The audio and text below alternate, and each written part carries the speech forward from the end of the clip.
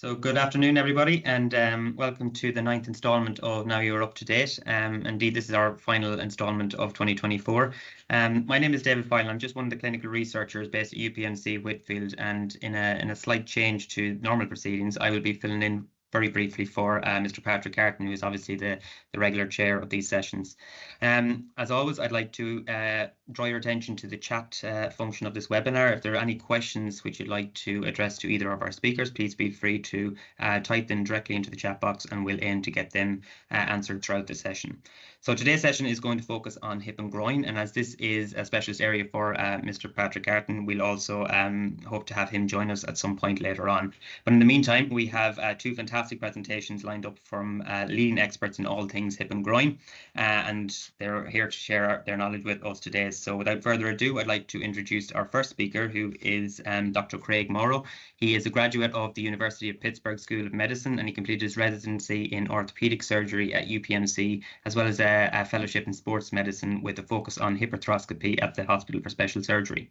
He is a clinical associate professor at the University of Pittsburgh and serves as an associate program director of the UPMC Orthopedic Sports Medicine Fellowship Training Program and the director of the Hip Preservation Program at UPMC.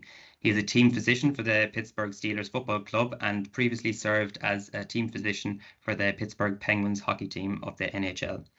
So we're very grateful to have Dr. Morrow here with us today to speak about management of the painful athletic hip. So if you'd like to share your screen, Dr. Morrow, I'll hand it over to you. Thank you. Thank you, David. Yeah, let me make sure I share. I had to go sharing in the other one. Let me try this now. If I share. Can you see me now? Can you see the presentation? Good. Okay. Okay. Thank you, David, Patrick, Karen, for putting this conference together. This is really a treat for me to give this presentation to UPMC Ireland and the broad reach that you all have with the program that you're building there. So thank you for this opportunity, and I look forward to continued collaboration with your group over there and our home base of UPMC here in Pittsburgh. So I do, as David mentioned, I do a practice focused primarily on athletic hip injuries as well as general sports medicine. And so hopefully today we'll give you a talk that goes through some of the kind of thinking, some of the surgical techniques, some of the rehabilitation related principles that we use for management of these athletes in our practice. So without further ado, we'll move through. So here's my disclosure.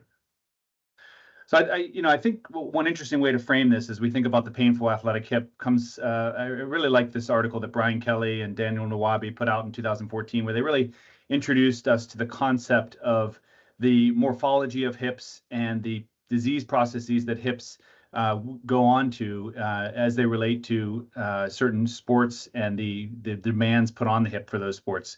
So as we're going to see here, all hip injuries aren't the same. The endurance athlete has a different pattern of hip disease than the flexibility sport, than the American football player that I'm going to talk primarily about today.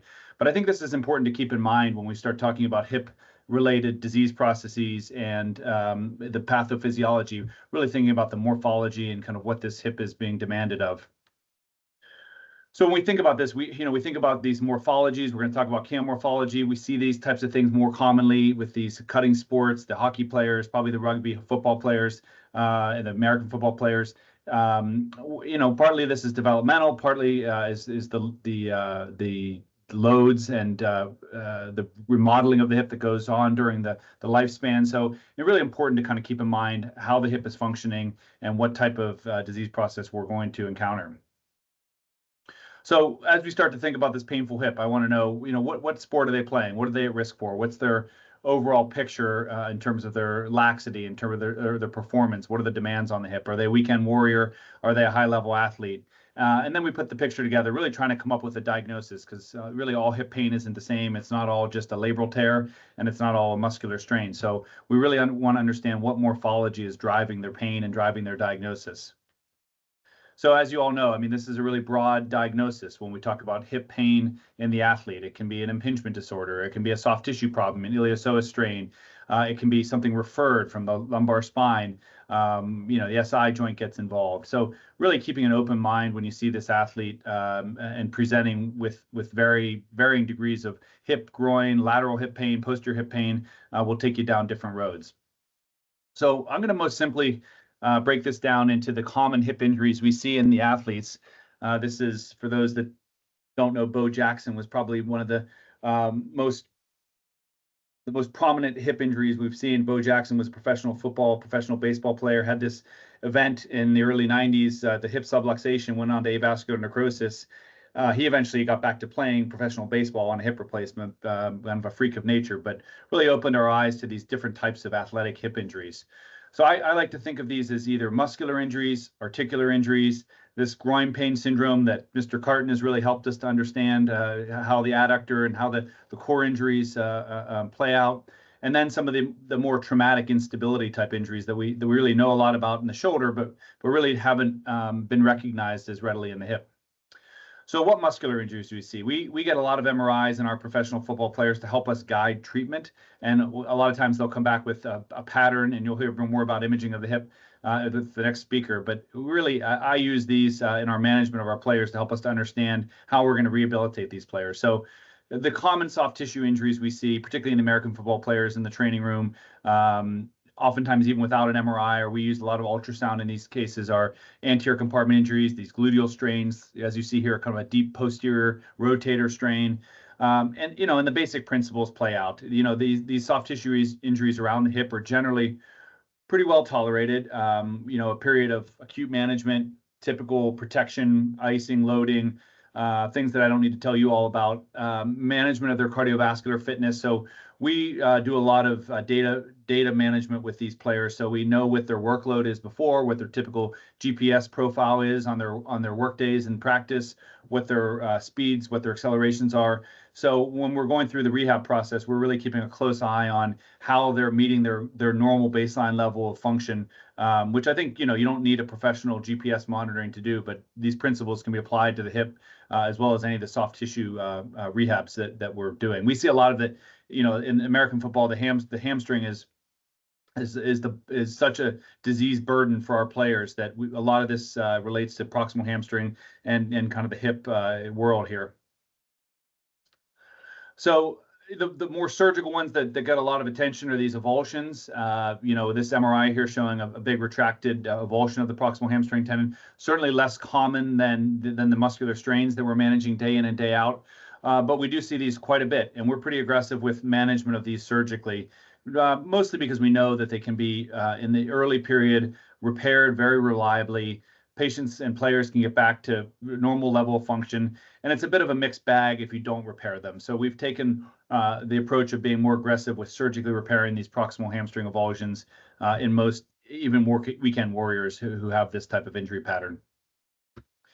What we've learned, and I've talked to Mr. Carton quite a bit about this, that these adductor avulsions, which I think you all see in some of the Gaelic games and your players as well, are there. They're common, and we've taken a more aggressive approach with these as well. Classically, these were treated non-surgically. There were some studies early on, non-operative treatment in our NFL athletes that kind of led this to be the kind of mantra. But we've really gone to treating this like a hamstring, where if we see an acute adductor avulsion with a big retraction of the tendon complex, we'll acutely repair it and then rehab them. And they get better much faster than the hamstrings. It's almost, in my estimation, we rehab it more like a sports hernia repair than a hamstring repair.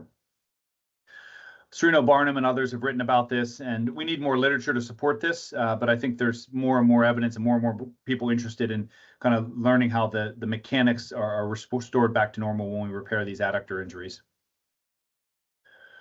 So what's next? So articular injury. And so articular injury, at least in our world, articular cartilage, labral injury, patients in our healthcare system get their MRI before they even see their primary care physician, and they come in, and before you say, what's wrong with your hip? They say, I've got a labral tear.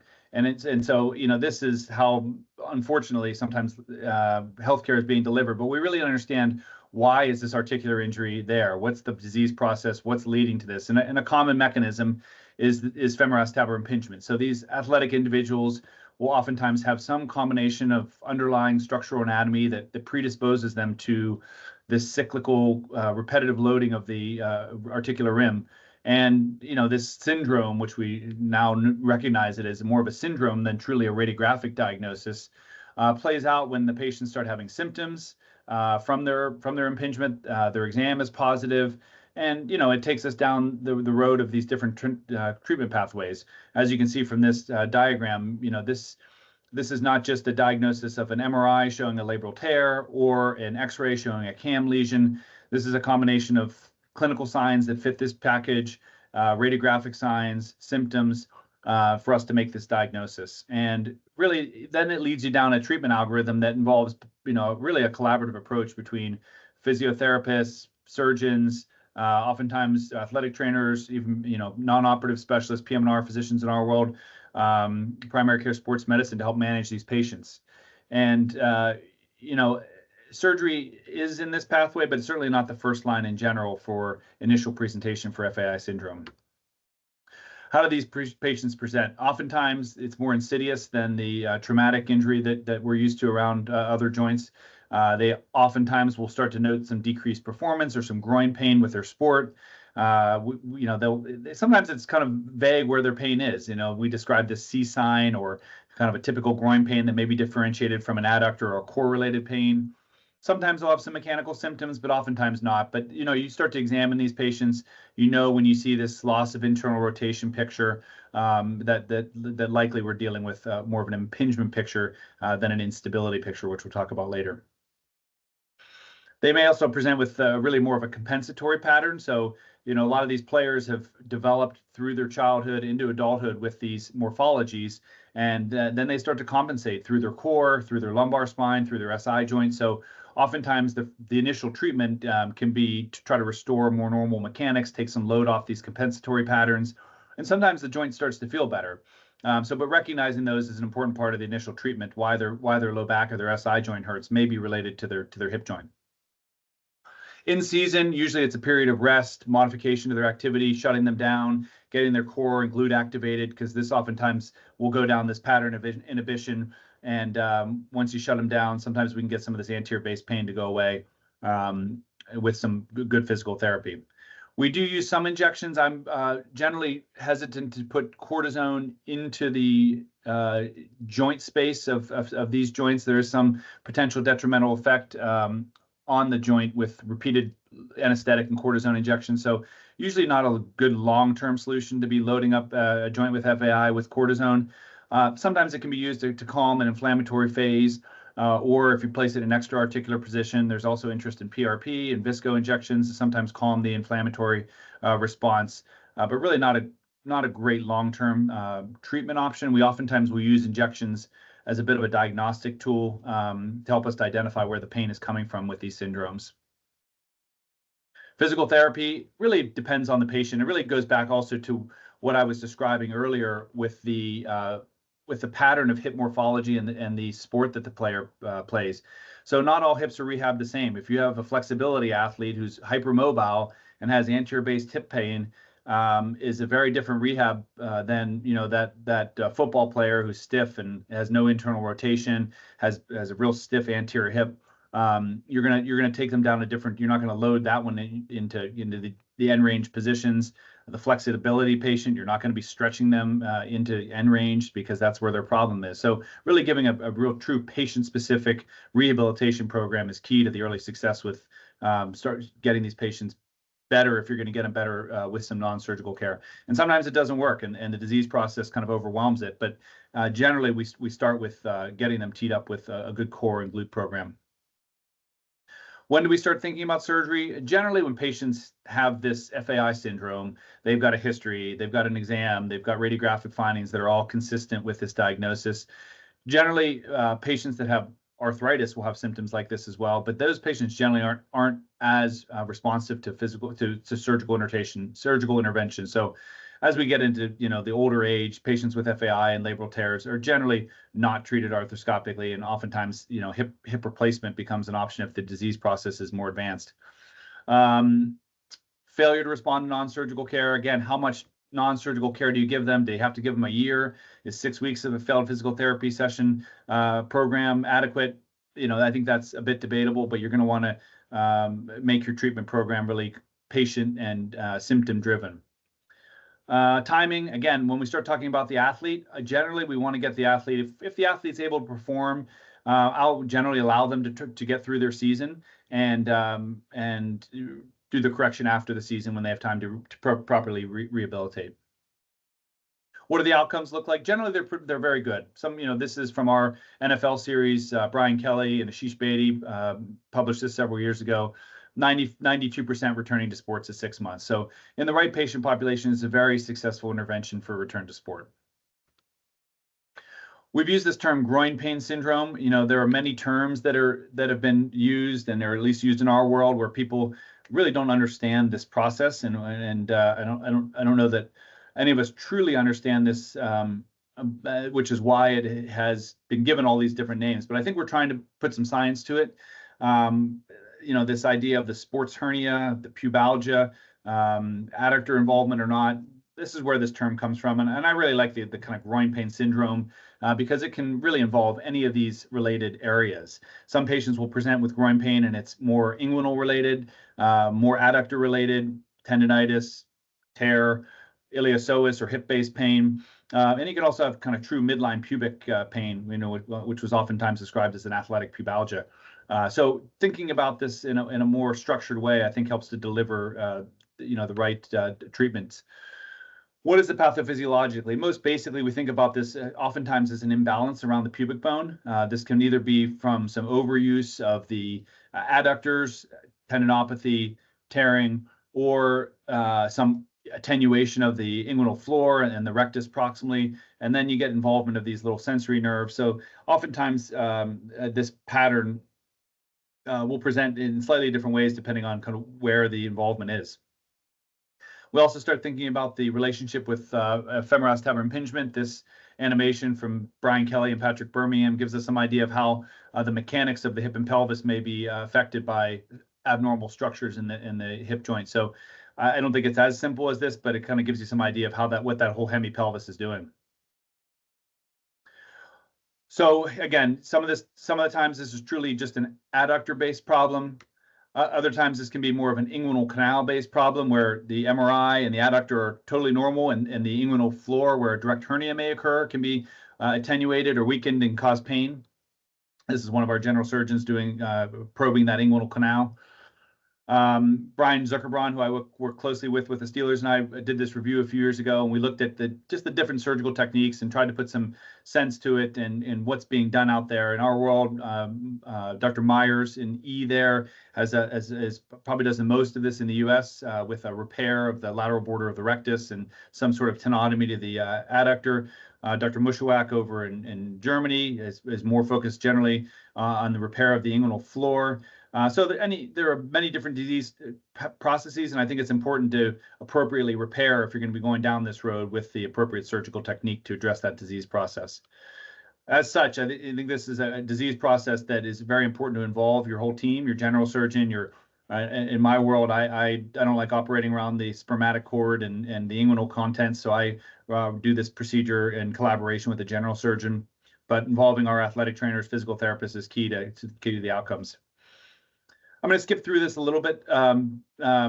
This was basically a talk that Chris Larson gave at our NFL Physician Society a few years ago about the combination of hip joint and core problems. And I think that the key here, it kind of goes back to what I was saying earlier about some of the MRI findings, that many patients will come in with MRI findings in their hip or in their core, and how do we work through this? And I think really the key here is physical exam, history, diagnostic injections, and it's really not, this decision-making is not entirely based on imaging. We know, and the other part of this is we know that players can get back after these procedures, but the hip interventions are generally a bigger, longer recovery than a core or an adductor intervention. So that may kind of point you down one road or another if you feel strongly that the symptoms are coming from one area. We use these injections to help differentiate a bit. Sometimes it can help to tell you that this pain is only coming from the hip or only coming from the core, but sometimes it's not clear. And there are times where we'll address both the hip disease and the core-related problem in the same setting. So the take home with this is that when players have MRIs, players have mild symptoms that aren't affecting their performance, we're not always terribly aggressive with surgical management of their hip or their core disease. There's really no evidence of long-term consequences if we leave the pubic issues alone. People are always concerned about the tear. We are cautious with these larger cam deformities in young patients because we know that can lead to more progressive disease earlier in life. And the last group I really wanted to talk about, just to kind of hit home, was this hip instability concept, where we know, the shoulder, we have years of research and management techniques for shoulder instability. The hip can behave similarly. This is a hip that has had a labral tear, a big cartilage lesion from a subluxation, or truly a posterior hip dislocation, which we can see in athletics. We also see this, with the motor vehicle accidents, but that can lead to similar damage to the hip joint as we get in the shoulder. So really, oftentimes has gone under-recognized. Obviously, posterior wall fractures. We see a lot of, frankly, high-level American football players who have suffered from this and have gotten back to play with our trauma consultants, reducing and fixing this posterior wall. The more common injury probably is the hip subluxation, where a similar event can lead to a shearing event across the femoral head as the head subluxes posteriorly and leads to articular cartilage lesion of the central femoral head that you see on this MRI. So some of the concepts we work through is, does FAI lead to these events? When do we do arthroscopy? When do we return to play after these instability events? All questions, and do we get follow-up MRIs to look for MRI? So I'm going to hit a couple of these studies. Dr. Giordano, our colleague in Rochester, looked at this a few years ago and felt that likely some of these instability events are predisposed because of this schematic shown here on the right, because of the way that the cam morphology and the acetabular rim may interact and lead to some posterior hip instability. So always, again, keeping in mind the hip morphology when we're talking about instability. When do we operate on these? Mark Philippon's group looked at this, and basically patients that had persistent pain after arthroscopy, he reported successful outcomes in returning to sport for treatment of a whole smorgasbord of problems that are seen with the instability: labral tears, cartilage lesion, underlying FAI, and you can do a delayed treatment and have a successful outcome with a post-traumatic situation. What are the outcomes with these? This is a player in the NFL a few years ago who had sustained a direct blow to his knee, sustained a subluxation event. There's a nice video of this. Mark Price, who was with New England Patriots, reported on this a few years ago. 6 posterior instability events you see here on the right knee, kind of jamming into the ground and posteriorly subluxing the hip. Can lead to a significant loss of time, although it may be seen as a strain or sprain. Really need to keep your antennas up for these type of events with traumatic injuries. And when do we need to follow them? What kind of imaging do we need? There's some long-standing literature to support that. Usually, if the patient is or the player is going to go on to avascular necrosis, usually we'll see some changes at 3 weeks. If it's normal after 4 to 6 weeks, then we really don't need additional imaging. But there's some thought that we should repeat imaging at 3 months to make sure we're not going on to what's seen in this hip, which is avascular necrosis. Mark Safran and the group at Stanford reported on this several years ago as well, that pretty high rate, actually, 11% of avascular necrosis with hip subluxation and dislocation. So something to certainly monitor for. Doesn't necessarily mean you need early surgery in these patients, but definitely something to keep in mind when we start to recognize the hip instability as part of the athletic picture. So I think I ran over by a few minutes. I'm going to finish there, the whirlwind tour of the hip, and I'm happy to take any questions if there are any, if either in the chat or in person, if that capability is there. Thank you very much for that, Dr. Morrow. That was a very interesting presentation. Certainly makes us understand that there is much to consider when we are diagnosing an athlete with a potential hip pathology. Yes, as Dr. Morrow mentions, if anyone does have questions, please do enter these into the chat function, as Dr. Morrow is actually due to head into surgery now in a couple of minutes, but he's got a couple of minutes and he will stick around to answer questions. The majority of people, Dr. Morrow, I suppose, logging into this webinar are physiotherapists, athletic therapists, strength and conditioning coaches, and ultimately people who are the first point of contact for athletes who may be developing a painful hip. Is there any one clinical sign upon examination or maybe a key symptom which patients are reporting that they should be aware of that may warrant a prompt referral maybe to an additional hip specialist or a referral for additional specialist radiographic investigations, for example? Yeah, and that's a great question. I mean, I think we face that quite a bit. I think, some of it goes back to, I think, some of the first slides there were just recognizing that all of your athletes with hip pain aren't the same. There are these endurance athletes that suddenly are, doing 60 miles a week and now can't get a quarter of a mile in. We're more worried about a stress fracture in that patient. Probably does warrant a prompt referral. Whereas for the femoral neck, which can be a disastrous problem. Whereas, your soccer player who's been dealing with off and on adductor tightness through the season can manage it non-surgically. I think those are well managed by the physio and athletic training staff and probably don't warrant as urgent of attention. But I think just kind of recognizing your player, knowing when something is amiss, recognizing the pattern of hip demand and hip disease process that they may be at risk for, may just help to guide, when these patients or players need referral. I think FAI, as we learn more and more about it, this is often the concern, and people were very concerned about the labral tear, and is it going to get bigger, and is arthritis going to set in? This process doesn't happen overnight, and I think early referral in general is helpful to facilitate a collaborative approach with the player, and so getting imaging, helping us to understand the hip better, helping the player to understand that doesn't necessarily mean they're heading for surgery if they have an evaluation. But I think just having that collaborative approach really helps to get everybody on the same page. Sure. And I suppose you mentioned the triad of patient signs, symptoms, and clinical findings that do all need to be present, I suppose, to diagnose FAI. Are there any radiological signs of FAI that are regularly missed on standard X-rays and MRI imaging, given that these are the best kind of views to diagnose FAI, or are there specialist views that are required more so?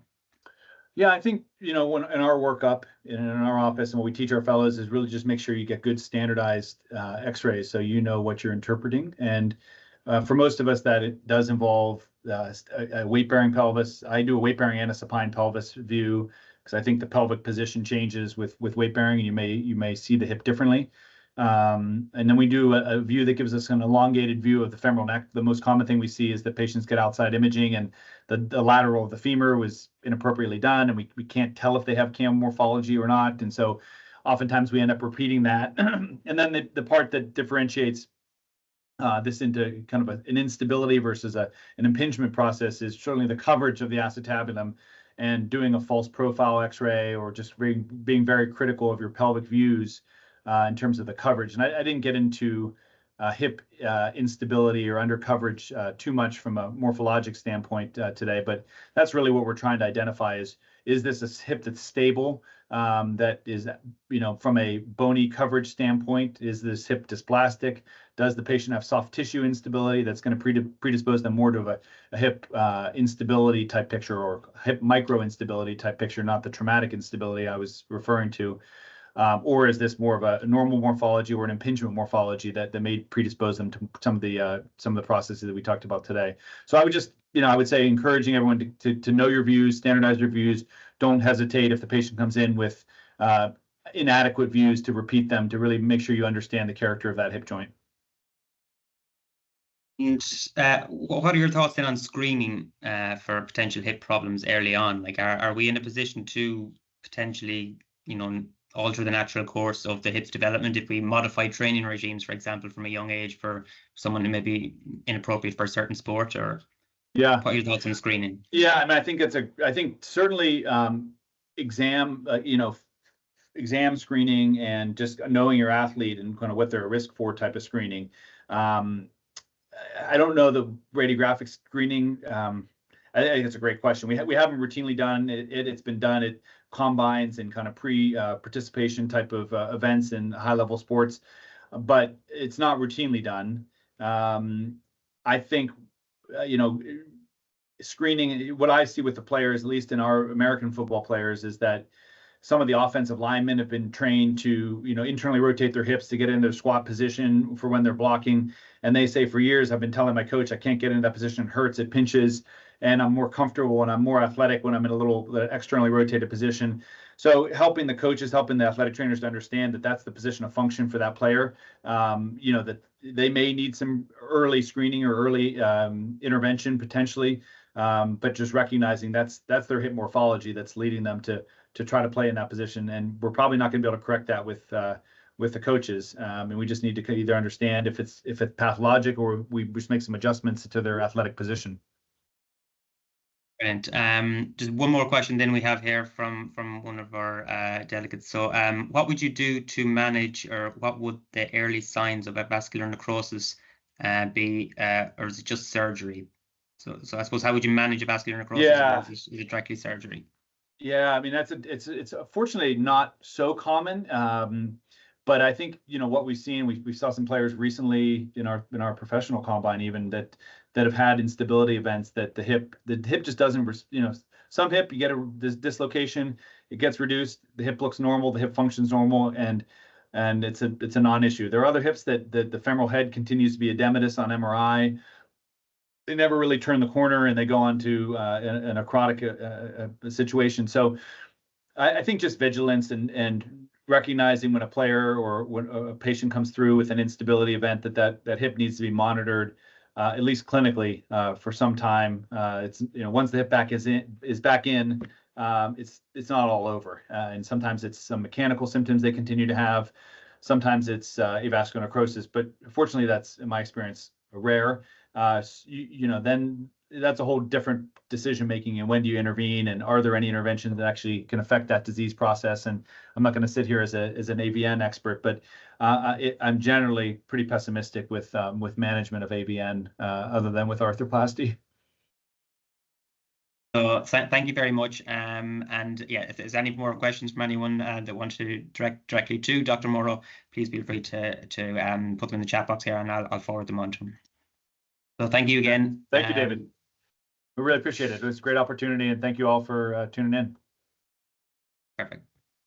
Okay, so with that, so we'll move on then to our second speaker for today. Then our second speaker is Professor Rowena Johnson. Professor Rowena Johnson is a consultant musculoskeletal radiologist at the Fortius Clinic in the UK, and has expertise in diagnostic imaging and image-guided treatments of elite athletes. She works with numerous international athletes and clubs, including within the Premier League, Championship Football, Lawn Tennis Association, British Olympic teams, British Athletics, British Triathlon, and her clinical practice covers all aspects of musculoskeletal imaging, including nerve injuries, trauma, spine abnormalities, bone and soft tissue tumours, bone infection, and rheumatological conditions. She is the chair and clinical lead of the Royal College of Radiologists education, while overseeing the Clinical Radiology Annual Congress, national and international meetings, and the online educational platform. She's also appointed Royal College Radiologist Faculty Board member. So Professor Rowena Johnson unfortunately cannot be here with us live at this moment, but due to other commitments at the House of Lords today, but she has, however, sent through a recorded presentation of her topic, which is the optimal imaging of hip and groin in athletes, which we're going to play now. Hello, my name's Rowena Johnson, and I'm a musculoskeletal radiologist. I'd like to thank the organisers very much for the kind invitation to speak, and I'll be talking to you today about the optimal imaging of the hip and groin in athletes. So we'll start off by looking at the hip. So in the interest of time, I'll focus on the hip. We'll do the adductors and the pubic area as well during this talk. And for the hip, we'll look through the different diagnostic imaging modalities. I'll talk about ultrasound-guided interventions, and we'll pay a particular focus on intra-articular pathologies in this. So radiographs are something that is actually quite easily forgotten in some athletes to request. So they're inexpensive and accessible. On a frontal radiograph, it's very important that you avoid your malpositioning, so the center of your sacrum needs to be vertically aligned with the symphysis, and we really need to request them more. So often we jump straight to an MRI, but there's certain things that we can see much better on an X-ray. So small ossicles we can appreciate easier. Sometimes you can see advanced degenerative changes already on the radiograph. With avulsion injuries, you can see heterotopic ossification or a displaced apophysis sooner, and myositis efficans as well. And for other things such as dysplasia, often a radiograph will give us a better overview of that compared to an MRI. So what you can see here is quite a common radiograph in an athlete. So this is a professional football, and you can see that cam morphology, so that bump at the femoral head neck junction, and we can see that even better on the done view of the left hip, so with the yellow arrow pointing at it. So this was a systematic review looking at the type of sport and how it influences the morphology of the hip. So it looked at 58 relevant articles involving just over 5,500 participants, and it found that in football the highest alpha angle was identified in the 1 o'clock position, and there was a positive correlation between the alpha angle in both the age and the activity level, and between the prevalence of FAI in both age and activity level. So the features of FAI or FAIS syndrome, however you want to term it, can be seen quite commonly in athletes, and it'll usually develop in their adolescent years through playing a lot of sport. So this UEFA injury study was a prospective study looking at hip and groin injuries in professional footballers over 7 consecutive seasons. And what it found that the most common injuries were adductor injuries, followed by hip flexor and iliopsoas injuries. Intra-articular injuries of the hip were less common, so just over 6% in football. And in professional footballers, overuse hip injuries are more common compared to acute injuries of the hip. So why does this matter? So if we're looking at the cam morphology that we see, so your labrum can be damaged by early contact between the femur and the labrum due to FAI, and a tear can lead to reduced stability of the joint. Instability of the joint can lead to translational motion in the joint and therefore shear forces in the cartilage and the labrum. Cartilage delamination of the acetabulum can occur in patients with a CAM FAI due to the shear forces from the aspheric femoral head neck junction. It's important though to recognize that we do see cartilage lesions in asymptomatic players. So just because they have a chondral lesion doesn't necessarily mean that that's the cause of their pain. But what we also know is that former elite athletes have a much higher prevalence of osteoarthritis and having an arthroplasty in the hip and the knee than would be expected compared to the general population.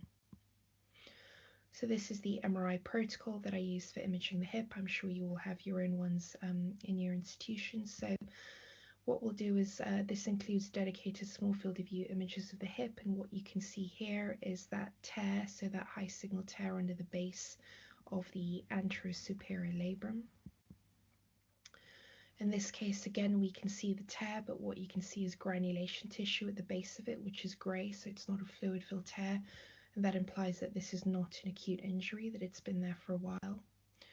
And here you can see a more complex labral tear, so you have fibrillation and irregularity of the anterosuperior labrum, so loss of its normal morphology. You can see that focal full thickness cartilage fissure, and you can also see that diffuse meridema within the anterosuperior acetabulum, which can also be seen in the setting of instability. Here again, this is a young Premiership football player, and you can see how they have relatively advanced osteoarthritis, that multifocal full thickness, that grade 4 cartilage fissuring within the femoral head, with low-grade underlying subcortical meridema and small cysts associated with it. So in some cases, we can consider doing an MRI arthrogram. Now, this is less common in athletes. We use an MRI arthrogram in the setting, say, for example, if they've had a previous arthroscopy and we want to identify if, for example, they have adhesions within the joint, and also to look at the post-surgical labrum to see if it's intact. What you can see here is that with that red arrowhead is you can see fluid, so that high signal contrast undercutting the base of the labrum, so that is a labral tear with contrast going through it. Other options as to how we image the hip, so a 3D MRI. So we don't need a contrast injection for this. It does take a while though, 45 to 60 minutes. That relies on your player being able to stay still. We get beautiful slices which are less than 1 millimeter, a really high resolution, and it certainly gives us a better evaluation of the cartilage in the labrum. So what I'm showing you here is the image on the left is an MRI arthrogram, and this is the equivalent image of a 3D MRI. And you can see how we can see both the chondral surfaces much better on the 3D MRI. You can actually separate out the femoral head and the acetabular cartilage on that, and we can see that labral tear much more clearly. So in terms of the accuracy of an MRI arthrogram versus 3D imaging, so this was a study that looked at 50 FAI patients, 43 of them with chondrolateral tears seen in arthroscopy, and it found with a 3D 3 Tesla MRI, it had 42 tears identified, so a sensitivity of 97.7% and a specificity of 100%. And with an MRA, so the arthrogram, it was 44 tears identified, 1 false positive, so with a sensitivity of 100% and a specificity of 85.7%. It also depends on obviously what kind of scanners you have, where you work, and what imaging that you have available to you for your athletes. So what we can see here is this is a 3D MRI. So image on the left, you can see that full thickness cartilage loss within the superior aspect of the acetabulum and the femoral head, resulting in bone on bone. On the right, you can see there's a camera section that this has actually gone into the articular surface. You can see loss of the cartilage there, and also adjacent to this, some fissuring of the femoral head cartilage, but we can see the chondral surfaces beautifully on that 3D scan. Other ways we have at looking at cartilage include MRI mapping techniques. So this gives us information about the quantification of hip cartilage. So T2 mapping will show us healthy versus damaged cartilage. It's about 15 minutes. We get 3mm scans, and this will detect a biomechanical alteration before any structural alterations. It's non-invasive. You can use it clinically, but also to assess the efficacy of any treatments such as stem cells or anything new that you're trying. There's a question about whether or not it can be used for disease prevention or modification. I think at the moment that hasn't really taken off, and perhaps it shouldn't, because I think a lot of these athletes wouldn't want to know if they were starting to get some early cartilage changes there, particularly, as I said, if a lot of them are completely asymptomatic. But here you can see an example of that cartilage mapping, and you can see the signal changes within it. So CT is another way that we'll look at the hips. So it's definitely superior for bony anatomy. We have the ability to reconstruct images. We use it for preoperative planning and also for a postoperative assessment. However, obviously it does carry a radiation dose with it. What you can see here is a 3D volumetric CT showing an os acetabulare, so an old rim fracture with the red arrows on it. You can also see heterotopic ossification. So this is an athlete who had a previous rectus femoris avulsion. And when it comes to surgical management of that, the 3D reconstruction is particularly beautiful for showing the degree of heterotopic ossification and helping with the surgical planning. And here's an example of an athlete with subspine impingement. So you can see the red arrows pointing to the anterior inferior iliac spine and that bony irregularity and that prominence in that area. So ultrasound is another modality that we will use in the hip. So we use it for a dynamic evaluation. So for example, somebody with a snapping hip, you can see the labrum with it, the anterior labrum, and you can see paralabral cysts. If I can see them, I comment on them. However, if you don't see them, don't comment on their absence, because ultrasound can very easily miss those, and MRI is the correct modality for looking at that. It's very good at looking at your psoas. It's the choice of modality when it comes to looking at your inguinal canal, so particularly if you think that your athlete's groin pain is inguinal related, and obviously we can use it for ultrasound guided intervention. So what we can see here on the right is a sagittal image of the hip, where you have an anterosuperior labral tear and you have that complex loculated anterosuperior paralabral cyst that you can see tenting the undersurface of the capsule. On the left-hand side is the ultrasound equivalent of that. So this was a footballer with who had significant symptoms from this. And he ended up having an aspiration and a trephination under ultrasound, and is still playing 2 seasons later with no symptoms on it. So ultrasound is very good for intervention in these cases. So there's a really wide range of diagnoses that you can see in hip and groin conditions. That's just a small selection of what we have there, but it's incredibly broad, and it's important to understand that several conditions can coexist.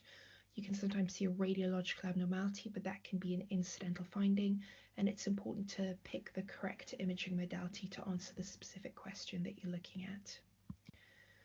So for the hip, so there's a high prevalence of cam and pincer type morphology and labral tears. If you have hip pain, you should look at the periarticular structures, and you need to treat the player, not the picture.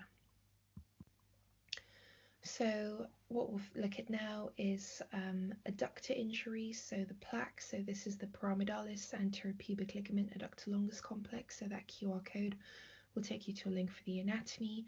So what we found is that adductor longus avulsions, which are, as you can recall from that UAF study, quite common in athletes, are not an isolated injury. So the plaque is an acronym for describing the associated structures which can be involved. And it's important to image it correctly. So these are sagittal images of the plaque, where you can see the adductor longus origin, which looks like a shark's fin, an upside down triangle, and that's in continuity with the pyramidalis, which is the only muscle that sits anterior to the pubic body. So this is the pyramidalis anteropubic ligament adductor longus complex. So there's a classification system for plaque injuries, again, which this QR code will take you through. And what I'll do is I'll just take you through the 3 simple steps on how to classify it. So it's actually very easy to work out what kind of adductor injury somebody has. So this is all freely available on that paper. So the first thing you do is you look at the adductor longus fibrocartilage. So you have a look to see if it's intact. So image on the left with that blue upside down triangle, that shark's fin. Image in the middle, you look to see if there's a complete tear or if there's a partial thickness tear. And if there's a partial thickness tear, that's really easy. It's a type 6. And if it's a complete tear, then you know it's one of the other types. It's types 1 to 5. Next thing you do is you look at the connection between the pyramidalis and the adductor longus. And sometimes you have a complete tear where you have separation between the adductor longus and the pyramidalis. Sometimes your adductor longus fibrocartilage, that shark's fin, has come off the bone, but it still stays suspended on the pyramidalis. And other times, this is much less common, you have a partial thickness tear of the pyramidalis. And then the third and final step is you look at the pectineus to see whether or not it's torn. So 3 simple steps to go through. In the interest of time, I'll only show you a few brief examples, but what you can see here is a type 2 plaque injury. So there's a full thickness tear of the adductor longus. You can see the FC labeled as the fibrocartilage, so that's avulsed and it's infralaterally displaced. The tear goes into the pectineus and strips into the inguinal ligament. It's like pulling a curtain aside in terms of the injury. And so you can also see that partial thickness pectineus tear. And once the adductor longus is displaced by this extent, then we know it must be separated from the pyramidalis. And this is the surgical equivalent of it. So again, you can see that full thickness adductor longus avulsion going into the pectineus where there's a partial thickness injury there, and it's often associated with that longitudinal tearing of the inguinal ligament. So that's an example of the type 4 injury, just to show you where you have that full thickness fibrocartilage tear, and it remains in continuity with the pyramidalis. And again, this is the MRI equivalent of it. So if you focus particularly on the image at the top left, you can see the yellow arrow pointing to the adductor longus fibrocartilage, that shark's fin. You can see how that remains in continuity with the pyramidalis. So contrast that to the last case where they were completely separated. And you can see how the tear extends into the junction with the anterior pubic ligament. So one of the things we'll sometimes use is a dynamic ultrasound to look at the stability of the construct there if they have a non-displaced tear. And what we can see here is you can see how on dynamic assessment, the adductor longus and the pyramidalis remain in continuity, but you can see how it moves, so that whole segment moves inferiorly.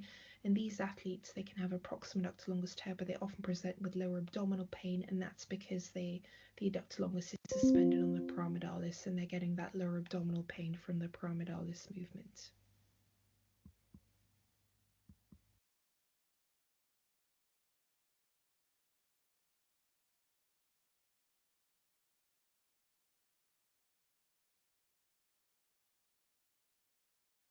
On the case on the left, you can see that small partial thickness tear, but what you can see is if you look at the pyramidalis labeled with a green arrow, there's a little bit of edema within it, which is a feature of potential instability. And this was an athlete that was scanned 1 month later, and you can see that that partial thickness tear has significantly progressed to a near full thickness tear, and you still have that persistent edema within the pyramidalis. So for the final section, I'll just briefly touch on pubic related pain. So pubic overload is often an MRI diagnosis. It can be symptomatic or asymptomatic. This is an MRI that you will all be familiar with. So you can see that edema, that eye signal within the pubic symphysis, both on the coronal and the axial images. So the workup that we use for pubic-related pain is we do a small field of view MRI groin, and we do a T1 vibe pseudo-CT sequence, which is an MRI that we make look like a CT. We will, if we think some of their pubic pain could actually be nerve-related from the inguinal canal, we'll do selective nerve blocks. And in very chronic cases of pubic pain, we'll also consider a small field of view DEXA. So this is a Premiership player with right side pubic overload. It's often worth correlating this to the vitamin D levels, but you can see that edema within the right pubic body with a yellow arrow pointing at it. Now what's important to understand as well is, so your pelvis has 8 ossification centers, present up to the age of 17 to 25, and it can be in their late 20s, early 30s by the time they fuse. So it's always important to think about the apophysis as well, even within an adult player. And that's the reason why we all do that T1 pseudo-CT sequence. If you look at that blue arrow, this is a partially, a pubic apophysis on the right side that hasn't fused. Now it can be normal at this age in an 18-year-old to have an unfused apophysis. So then you also need to think of things such as an apophyseal avulsion, apophyseal displacement, or in the context of, say, if they have an adductor tear, adductor longus tear, if you're trying to balance that conservative surgical management, to consider the apophysis of that age. So we often think of apophyseal injuries as being in our adolescent players, but when it comes to the pubic areas, we need to think of our young adults as well with that. And this is an example of a small field of view DEXA scan, so looking for localized osteopenia, which we recognize can be a cause of chronic pubic pain in athletes. So this is what we use as a troubleshooter in chronic cases that we've ascertained the pain doesn't come from anywhere else, so they're not responding to standard treatments. And they will typically have a normal total bone density, but we see a localized osteopenia of the pubic symphysis as a potential persistent cause of bone pain. Just as another case, so this is a 29-year-old professional footballer with increasing pain in the pubic area. And what you can see is you see that edema within the pubic symphysis on the image on the right, but you see such a florid amount of soft tissue inflammation around it. This was actually a player who ended up having an infection following having had a pubic cleft injection previously. Still had ongoing pain that they thought was still ongoing pubic overload, but he developed a chronic low-grade infection. So always important to remember that just because it's an athlete in front of you doesn't mean that the cause of their symptoms has to be related to sport. You have to think of other things such as infection, inflammatory conditions, etc. with them. And that's another example of another further high resolution small field of view DEXA scan where we look at the pubic symphysis and the ischial tuberosity.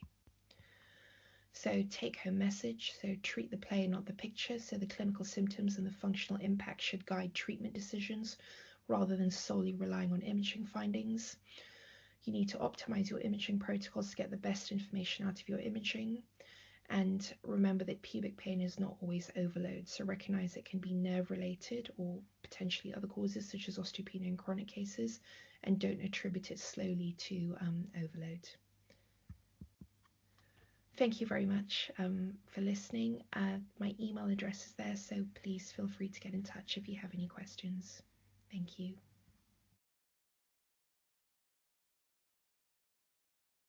Thank you, Professor Johnson, for that wonderful presentation. As Professor Johnson mentioned there, if any questions for her, please enter them into the chat box, or please get in contact for her email address and we'll forward them directly to her. I'm going to pass on now to Karen Mullins, who's going to give us an overview and a review of the paper which we sent around for review. Okay, thanks very much. So today's paper, we are looking at the association between CAM morphology and hip pain in males and females within 10 years, a national prospective cohort study. This was published earlier on this year by Tang et al. The aim was to determine the association between baseline CAM morphology and hip pain at baseline and annual visits over a 10-year follow-up for males and females, and to determine the association between the alpha angle and the severity of hip pain in those who are symptomatic. This was a national study that was conducted in Denmark, and I think it's still currently ongoing, but the inclusion criteria for this paper was people who were x-rayed between October 2002 and September 2005, between 45 and 65 years old, who had not yet consulted their GP for their symptoms. Exclusion criteria were other pathological conditions, a comorbidity, or HIPs without demographic data or high-quality baseline radiographs. So to look at the CAM morphology, they were standardized weight-bearing AP radiographs of the pelvis, and they were obtained at baseline, 2-year, 5-year, 8-year, and 10 years. And the alpha angle was calculated automatically on the radiographs. At baseline and subsequent visits over the 10 years, patients were asked to self-report on their current hip pain on specific questionnaires, and they were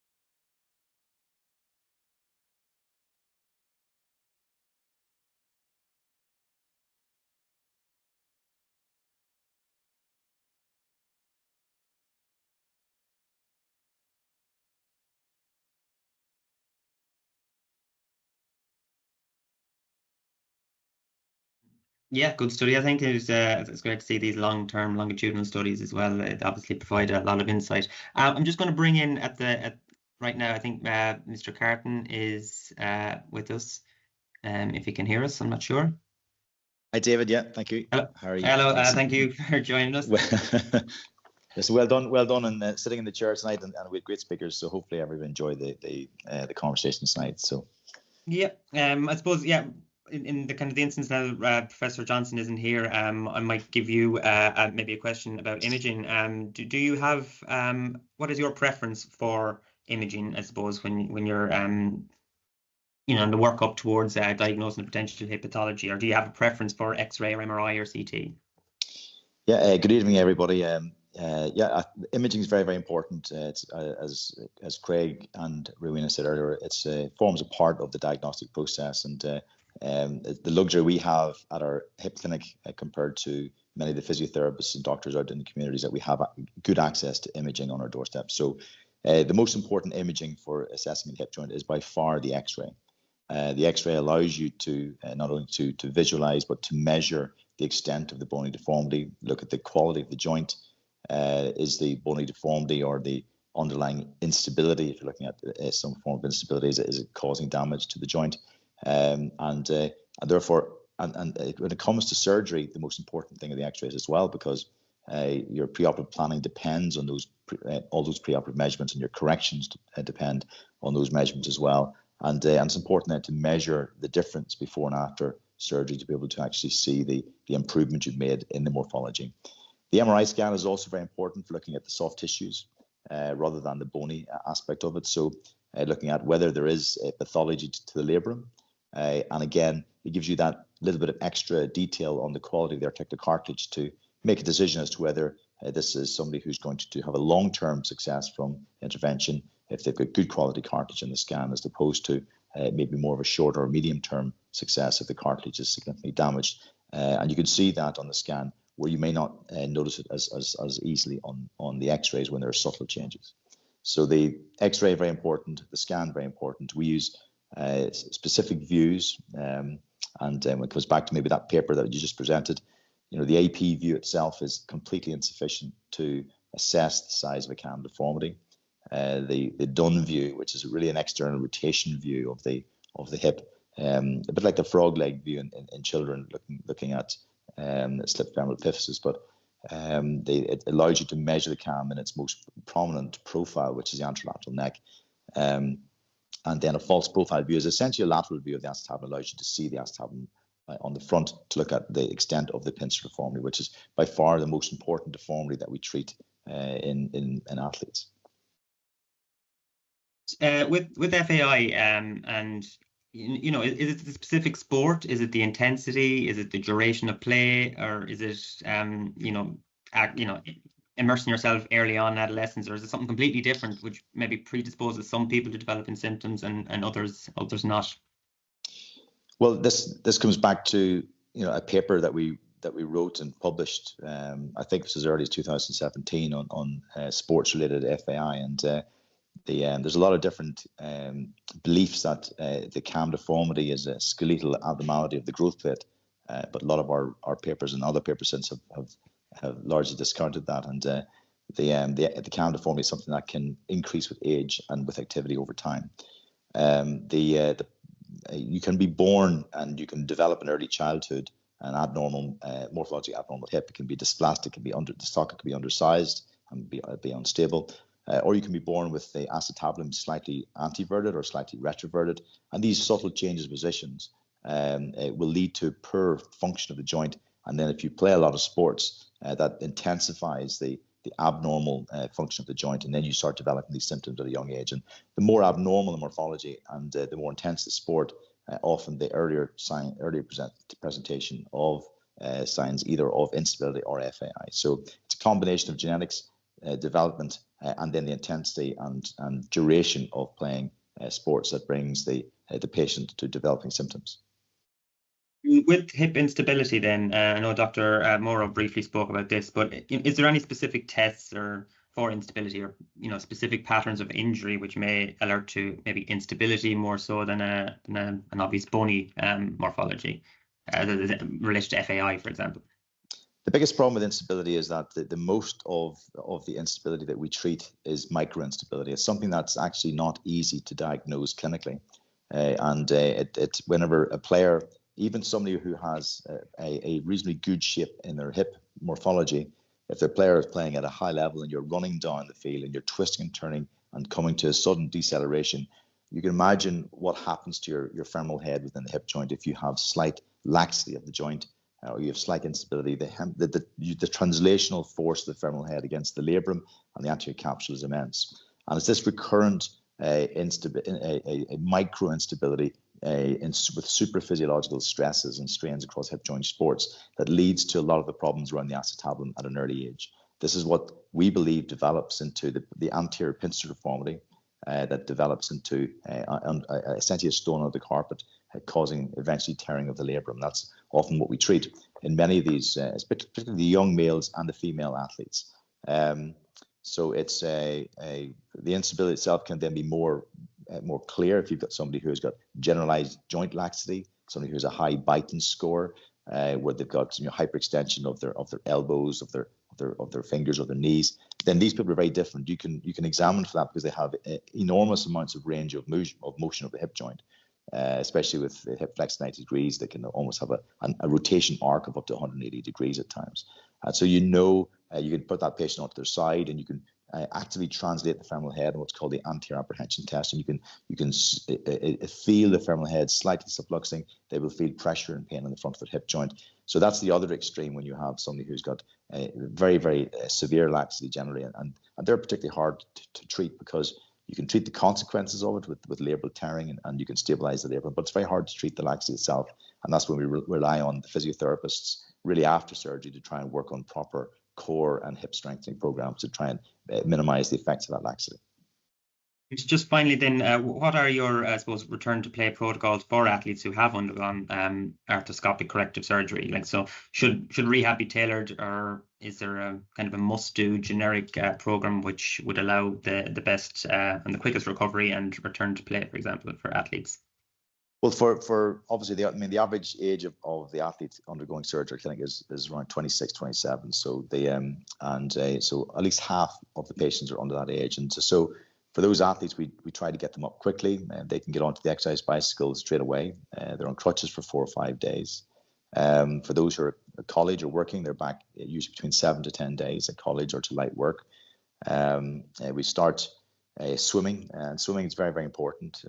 After 2 weeks, when the incisions heal, we try to use a float in the hands to try and work on leg-dominated swimming to try and recruit those leg muscles, especially the short rotators around the hip joint, to try and strengthen.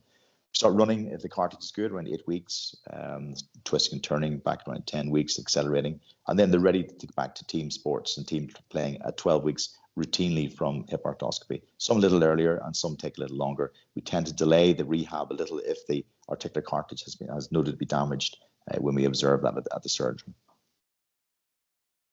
Okay, I'm very conscious here about time. I know we've run over by a couple of minutes. So again, as with the other speakers, if anyone does have any questions that they want to direct to Mr. Carton, please do enter them into the chat function here. We'll pass them on and we'll certainly get them answered. Before you go, David, I just like to say thank you to everybody over the year who has attended these webinars, and we've had literally hundreds and hundreds over the 9 months attend. So it's been absolutely fantastic, and both yourself and Karen, who go sort of in the background doing a lot of this work. Thanks again to your efforts. So happy Christmas to everybody, and we look forward to next year.